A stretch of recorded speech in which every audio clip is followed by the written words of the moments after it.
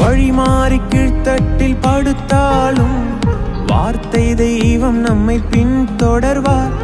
வழி மாறி கீழ்த்தட்டில் படுத்தாலும் வார்த்தை தெய்வம் நம்மை பின்தொடர்வார். நான் கடலின் அலை நோக்கி குதித்தாலும், நான் கடலின் அலை நோக்கி குதித்தாலும் மீனை கொண்டு மீட்பார், என் ஜீவனை மீனை கொண்டு மீட்பார்.